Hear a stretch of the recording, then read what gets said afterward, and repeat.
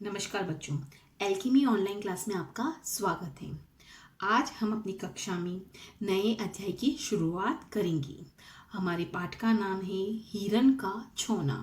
बच्चों, आप सोच रहे होंगे कि हिरन शब्द तो समझ में आया, लेकिन छोना क्या होता है? हाँ, छोना यानी हिरन का बच्चा। इस पाठ में हमें बहुत सारी सीख मिलने वाली है। यानी हमारे बड़े द्वारा हमें बार बार बहुत सारी चीज़ें सिखाई जाती है, लेकिन हम उनकी बातों को भूल जाते हैं। जैसे हमारे बड़े हमेशा हमें कहते हैं, घर से अकेले मत जाओ, किसी अनजान व्यक्ति से चीज़ें मत लो, बड़ों का अपमान मत करो, खाना अच्छे से खाओ, पशु पक्षियों को नुकसान मत करो। लेकिन हम कभी कभी शरारत में ऐसा काम कर देते हैं। तो यही कहानी हमें बहुत सारी सीख देने वाली है। तो चलते हैं हमारी पाठ 6, हिरन का छोना। छोना यानी हिरन का बच्चा। जुड़ो और समझाओ। नीचे दिए गए चित्र में हिरन का बच्चा अपने घर का रास्ता भटक गया है, उसे उसके घर तक पहुंचाओ। इस चित्र में हिरन का जो बच्चा है वो अपने घर का रास्ता भटक गया है, उसे आपको उसके घर तक पहुंचाना है। खोजो और परखो। आपके घर में भी बड़ों ने आपको कुछ न कुछ सीख अवश्य दी होगी, जैसे घर से बाहर अकेले न जाना, जिससे न जाते हो उससे जिससे न जानते हो उससे खाने पीने की चीज़ आदि न लेना।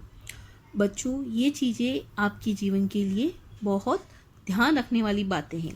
घर से बाहर अकेले नहीं जाना, क्योंकि अभी आप छोटे हो और अगर आप घर से बाहर अकेले चले जाते हो तो कहीं पर भी गुम हो सकते हो। दूसरा, जिससे आप न जानते हो उससे खाने पीने की चीज़ें न लेना, किसी भी अनजान व्यक्ति से बात न करना आदि सीखें आपके बड़ों द्वारा दी गई हैं। नीचे दिए गए स्थान पर बड़ों द्वारा दी गई ऐसी 4 सीख लिखो। बच्चों, ये आपको अपने अनुभव के द्वारा, अपने बड़ों के द्वारा जो बताई हुई 4 चीज़ें हैं वो आपको यहाँ पर लिखनी है। पाठ परिचय। हमें अपने परिजनों से बहुत स्नेह होता है। स्नेह यानी प्यार। अगर हम उनसे दूर हो जाए तो दोनों को ही तकलीफ यानी दुख होता है, तकलीफ होती है। अक्सर हमारे परिजन हमें यही सिखाते हैं कि बिना बताए घर से बाहर नहीं जाना चाहिए और बड़ों का कहना मानना चाहिए। बड़ों की बात न मानने पर हम मुसीबत में पड़ सकते हैं।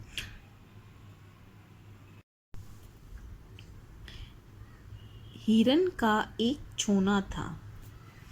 वह छोना यानी हिरन का बच्चा।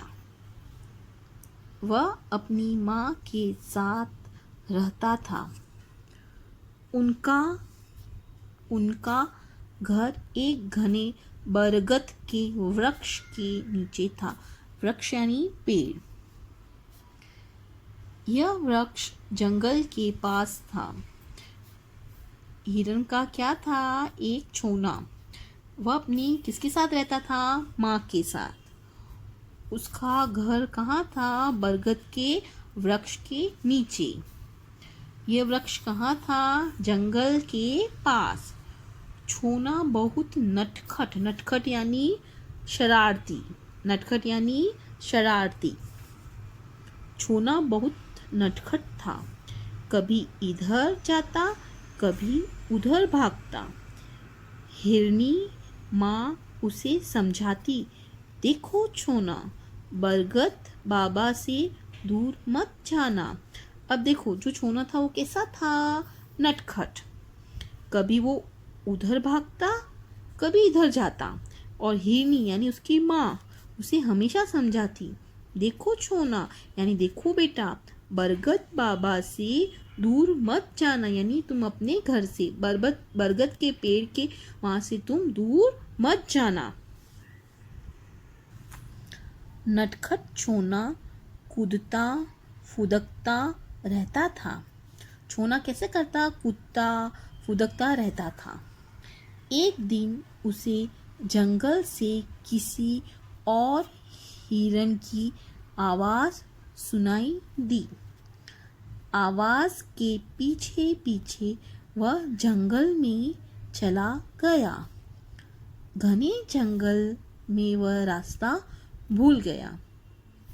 अब एक दिन उसे और किसी हिरन की आवाज़ सुनाई दी और आवाज़ के पीछे पीछे वह जंगल में चला गया। और कैसे जंगल? यानी घने जंगल। घने जंगल में वह रास्ता भूल गया। तब उसे माँ की सीख याद आई। सीख यानी सिखाई गई अच्छी बात, शिक्षा याद आई।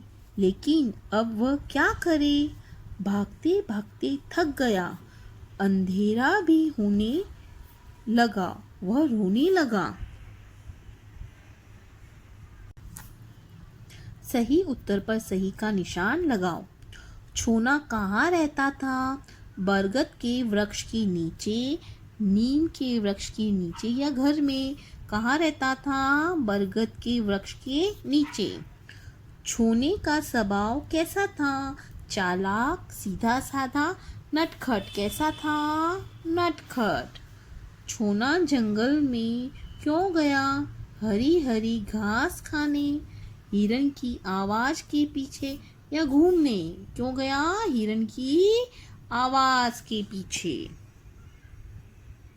बच्चों, आज हमने कक्षा में जितनी कहानी पढ़ी उससे एक बात तो समझ में आती है कि हमें हमेशा अपने माता पिता या बड़े जैसे दादा दादी सबकी बातें सुननी चाहिए। अगली कहानी हम अपनी अगली कक्षा में पढ़ेंगे। तब तक के लिए धन्यवाद।